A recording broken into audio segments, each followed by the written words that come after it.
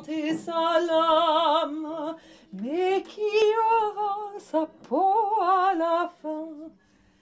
C'est dans un joyeux foutoir que les comédiens se préparent. Comme chaque année, le Théâtre du Peuple a recruté des amateurs qui joueront aux côtés des professionnels. C'est le cas d'Astrid, qui est une habituée des lieux. Cette année, il va falloir chanter. Cette année, d'avoir une partie chant, c'est quand même assez stressant parce que quand on est avec les autres, quand on chante avec les autres, c'est facile, mais de faire un solo, c'est quand même beaucoup plus difficile. Donc ça, c'est un peu...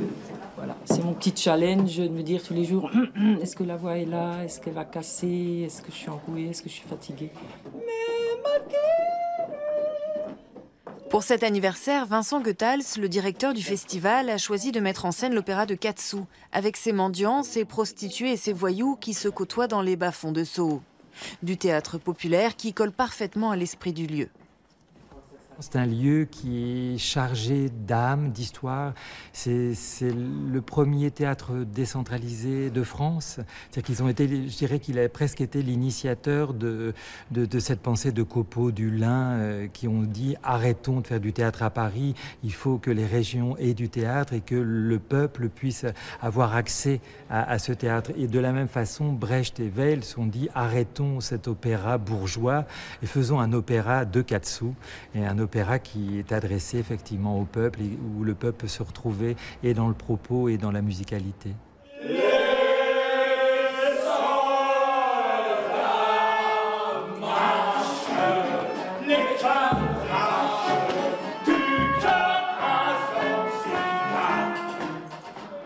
Maki le Surineur est un voyou dont les affaires fleurissent grâce à ses relations dans la police. Le jour où il décide d'épouser la fille Pitchum, son petit commerce s'effondre, car monsieur et madame Pitchum n'en veulent pas pour gendre.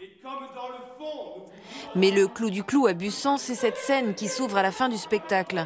Une ouverture sur la nature et sur le monde qui a fait la réputation de cet endroit unique.